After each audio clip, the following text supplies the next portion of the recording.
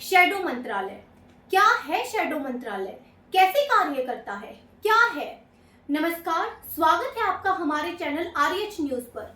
मैं आपके साथ निकी परमार और हमारे साथ मौजूद हैं चरणजीत सिंह चन्नी जी, जो 3 बार लोकसभा चुनाव भी लड़ चुके हैं। तो सर, मेरा आपसे सवाल है कि जो 99% लोग हैं उन्हें ये पता भी नहीं होगा कि क्या है शैडो मंत्रालय। आप उन्हें बताएं कि शैडो मंत्रालय क्या है, कैसे कार्य करता है, इसके क्या क्या महत्व हैं। निकी परमार, सबसे पहले मैं आपके दर्शकों को नमस्कार, सत श्री अकाल बोलता हूँ।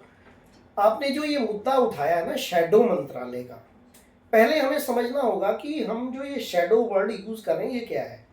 शैडो का मतलब होता है परछाई, समझ गए आप? परछाई। तो शैडो मंत्रालय यानी कि परछाई मंत्रालय, अर्थात हर मंत्री के साथ, प्रधानमंत्री के साथ, मुख्यमंत्री के साथ, सबके साथ में एक परछाई टाइप मंत्री काम करेगा। और वो मंत्री कौन होगा? वो मंत्री होगा विपक्ष का, पक्ष का नहीं, विपक्षी पार्टी का वो मंत्री होगा जो चुनाव नहीं जीते हुए हैं। अब एक सवाल और उठता है निक्की, सवाल ये उठता है कि क्या जैसे प्रधानमंत्री को राष्ट्रपति शपथ दिलाता है तो उसको शपथ कौन दिलाएगा? तो उसको शपथ भी राष्ट्रपति ही दिलाएगा। अर्थात पावर दोनों की बराबर होगी। जहां पर प्रधानमंत्री बैठेगा वहीं पर शैडो मंत्री बैठेगा, वहीं पर शैडो प्रधानमंत्री बैठेगा, ताकि जब भी वो कोई फाइल साइन करने जाएगा तो शैडो मंत्री को भी पता होगा कि इसने कौन सी फाइल साइन करी है। असल में इसको लोकतंत्र कहते हैं। और ब्रिटिश गवर्नमेंट में आज भी शैडो मंत्रालय है, लेकिन अपने आप को 77 सालों से लोकतंत्र का सबसे बड़ा हिमायती कहने वाला भारत, जो सर्वथा झूठ बोल रहा है, वहां पर लोकतंत्र नहीं है।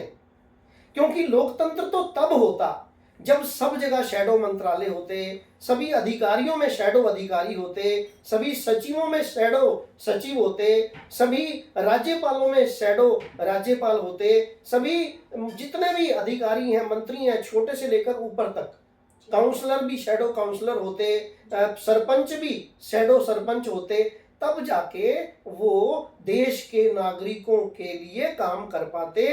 और वो सब पारदर्शी होता तभी तो लोकतंत्र की बात होती। यहाँ लोकतंत्र की बात हो ही नहीं रही है। यहाँ क्या चल रहा है? यहाँ चल रहा है गुंडा तंत्र। यहाँ क्या चल रहा है? यहाँ चल रहा है हठ धर्मिता। यहाँ क्या चल रहा है? यहाँ चल रही है हिटलर शाही। अगर शैडो मंत्रालय होता, आप खुद सोचिए, आपको कोई पावर दे रखी है और आपके साथ में ही एक आपके कंपटीटर को बिठा दिया जाए, तो क्या वो आपको गलत करने देगा? 77 सालों से भारत के प्रधानमंत्री और भारत के सभी मंत्री, सारे आईएएस, सारे आईपीएस, सारे आईएफएस, सारे आईआरएस, सारे सभी अधिकारी लगातार तनख्वाहें ले रहे हैं, लगातार भत्ते ले रहे हैं, लगातार सारी सुविधाएं ले रहे हैं, लेकिन काम नहीं हो रहा। 77 साल हो चुके हैं, अभी तक शिक्षा का मामला पूरे भारत के लोगों का सॉल्व नहीं हो सका। सभी लोगों को घर नहीं मिल सके आज तक। क्या मतलब एक बड़ा मंत्री है या बड़ा धनवान है, उसका इतना बड़ा घर, और कुछ लोग 15 गज में पूरा का पूरा परिवार रह रहा है? क्यों भाई?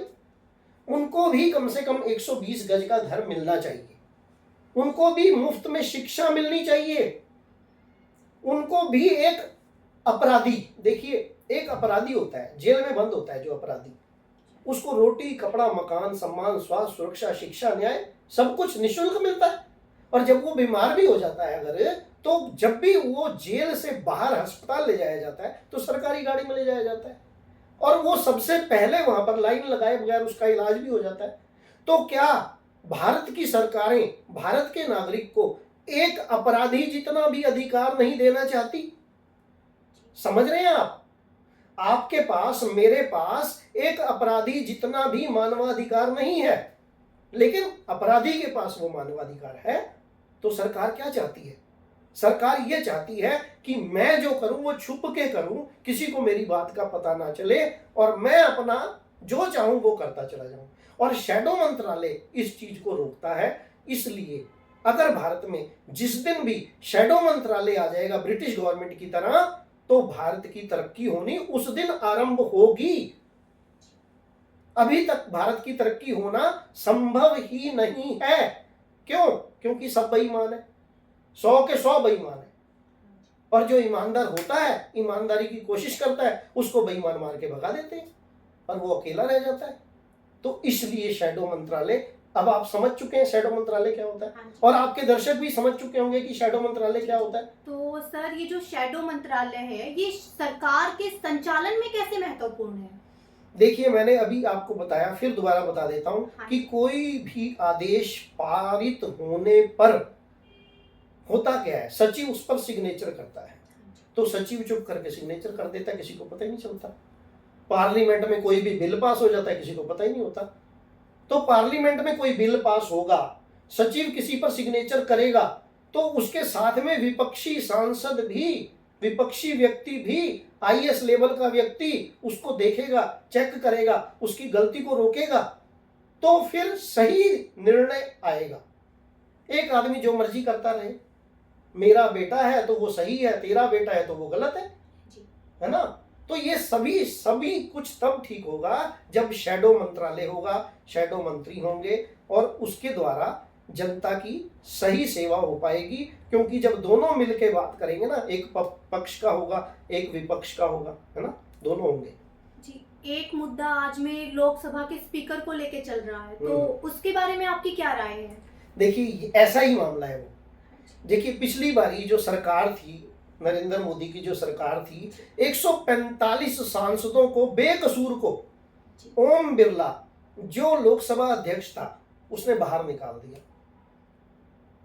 मतलब यहां पर हिटलरशाही हो गई ना, हो गई कि नहीं हो गई? तो आज विपक्ष कह रहा है, क्योंकि विपक्ष की 234-37 सीटें हैं, तो विपक्ष कह रहा है कि अगर टीडीपी को, भारतीय जनता पार्टी ने, जो एनडीए की घटक पार्टी है, अगर उसने विपक्ष टीडीपी का लोकसभा स्पीकर नहीं दिया तो वो विरोध करेंगे और अपना लोकसभा स्पीकर वहां पर चुनाव लड़ेंगे उसका।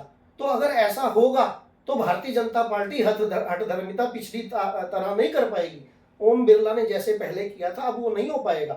तो इसलिए लोकसभा स्पीकर अगर विपक्ष का हो या निष्पक्ष हो, क्योंकि वो निष्पक्ष नहीं है इसलिए वो मांग कर रहे हैं, क्योंकि भारतीय जनता पार्टी ने निष्पक्षता पिछले 10 सालों में नहीं दिखाई। अगर दिखाई होती तो हो सकता है वो कहते चलो कोई बात नहीं, क्योंकि जो लोकसभा का अध्यक्ष होता है वो तो सभी का है ना। तो जितने 543 के 543 सांसद हैं, उन सभी की बात होनी चाहिए थी ना। उसने बात करी सिर्फ बीजेपी की। तो इसलिए ये मांग उठ रही है कि हमें एक ऐसा स्पीकर चाहिए जो सबकी बात करे।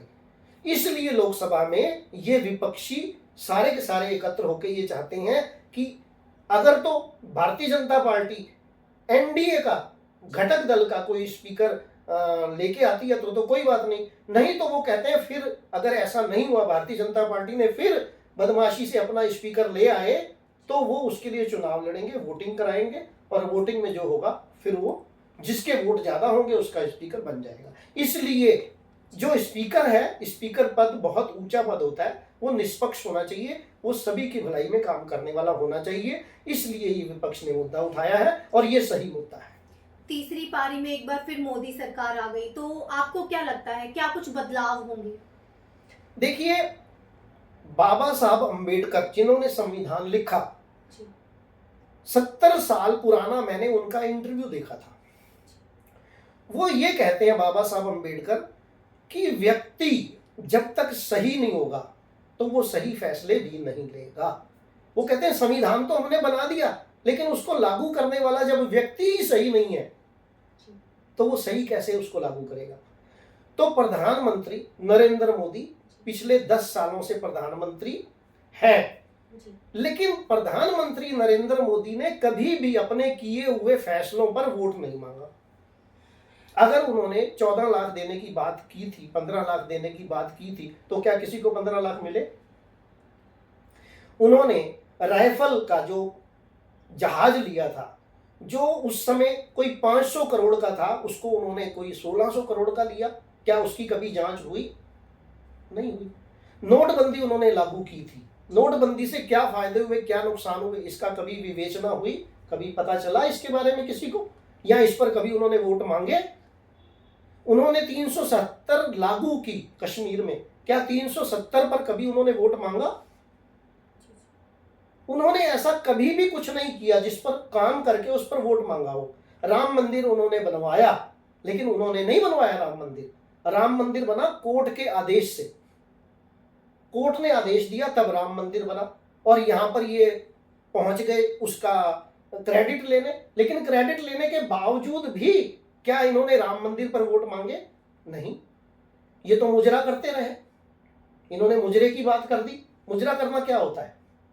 मतलब एक प्रधानमंत्री लेवल का व्यक्ति ऐसी भाषा का उपयोग करे कि मुजरा, मंगलसूत्र चुरा लेंगे, हिंदू मुसलमान करे, तो ये प्रधानमंत्री जैसे पद के लिए ये ठीक नहीं है। एक गुंडा व्यक्ति ऐसा बात करे, या एक कोई शहर का बदमाश ऐसी बात करे, वो तो चल सकता है, लेकिन प्रधानमंत्री लेवल के आदमी को शब्दों की मर्यादा रखनी चाहिए, जो प्रधानमंत्री ने नहीं रखी। तो इस बार भी जो ये सरकार चुन के आई है, असल में ये मोदी के खिलाफ जनादेश है। और अगर मोदी ने सीबीआई, रा, ईडी या और सरकारी एजेंसियों का उपयोग ना किया होता, ना अपने प्रचार पर अरबों रुपए जनता के खर्च किए होते, खरबों रुपए खर्च किए होते, ना जगह जगह अपने सेल्फी पॉइंट लगाए होते, ना राम मंदिर के नाम पर बड़े बड़े बोर्ड लगाए होते, ना प्रशासन को अपनी मुट्ठी में रखा होता, ना ईडी का इस्तेमाल किया होता, ना सीबीआई का इस्तेमाल किया होता, ना किसी और चीज का इस्तेमाल किया होता, और इलेक्शन से पहले ही अपना पद छोड़ के निष्पक्ष कर दिया होता प्रशासन को, तो मैं दावे से कह सकता हूं नरेंद्र मोदी, भारतीय जनता पार्टी को 40 सीटें भी नहीं आनी थी। तो जो पिछला 10 साल का कार्यकाल रहा है प्रधानमंत्री नरेंद्र मोदी का, वो एक पक्षीय रहा है। अडानी अंबानी को अमीर किया और बाकी सबको अमीर कर दिया, गरीब कर दिया बाकी सबको। नौकरियां खत्म कर दी, रोजगार खत्म कर दिया, महिलाओं का अपमान किया। मणिपुर आज भी जल रहा है। पहलवान बच्चियां जंतर मंतर पर रो रो के चली गई, आज तक उनका कुछ नहीं हुआ। रवन्ना नाम के एक आदमी का वोट मांगे प्रधानमंत्री ने, जिसने करीब 3000 औरतों का बलात्कार करके वीडियो डाले, उसके लिए वोट मांगे गए। मतलब क्या क्या कहेंगे इसको हम? क्या ये सही है? क्या ये सही है?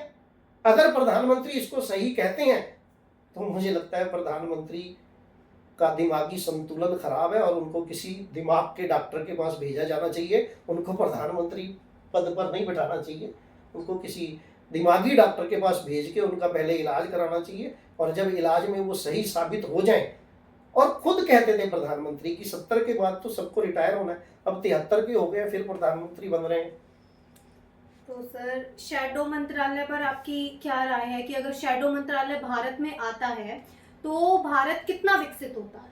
मैं ये मानता हूं कि अगर शैडो मंत्रालय भारत में आ जाएगा तो हम भी ब्रिटिश गवर्नमेंट की तरह, ब्रिटिश राज की तरह बहुत ज़्यादा तरक्की करेंगे, और देश के सभी नागरिकों के सभी अधिकार जो आज तक नहीं मिल पाए हैं 77 सालों से, वो उनको मिल जाएंगे। इसलिए मैं भारत की जनता से ये निवेदन करता हूँ कि आप इसकी आवाज़ उठाएं, और ज़्यादा से ज़्यादा आपके माध्यम से, आरएच न्यूज़ के माध्यम से मैं कहना चाहूँगा, ज़्यादा से ज़्यादा इस बात को उठाएं। और शैडो मंत्रालय आने के बाद लोकतंत्र आएगा। अभी अलोकतंत्र है, अभी लोकतंत्र नहीं है, तो लोकतंत्र आएगा। ब्रिटिश सरकार से हम जो उनकी गलतियां, उनको भी हम समझते हैं, उन्होंने गलतियां की हैं, लेकिन ये शैडो मंत्रालय एक बहुत अच्छा उनका कदम था जिसको भारत सरकार ने आज तक लागू नहीं किया है। तो भारत सरकार को ये लागू करना चाहिए, और देश के सभी नागरिकों के सभी अधिकार एकता से सभी का, मतलब हिंदू, मुसलमान, सिख, ईसाई, SC, ST, OBC और अल्पसंख्यक, और सभी के अधिकार सबको मिलने चाहिए। यही शैडो मंत्रालय चाहता है, यही लोकतंत्र चाहता है। इसी बात को मैं आपको बताना चाह रहा था। शायद आप इस बात को, और आपके दर्शक भी इस बात को समझ चुके होंगे। धन्यवाद सर, आपने हमारे दर्शकों को समझाया कि शैडो मंत्रालय क्या है, कैसे कार्य करता है और क्यों उसे भारत में आना चाहिए, और भारत की जनता के लिए वो कितना महत्वपूर्ण है। धन्यवाद। धन्यवाद, नमस्कार, जय हिंद, जय भारत।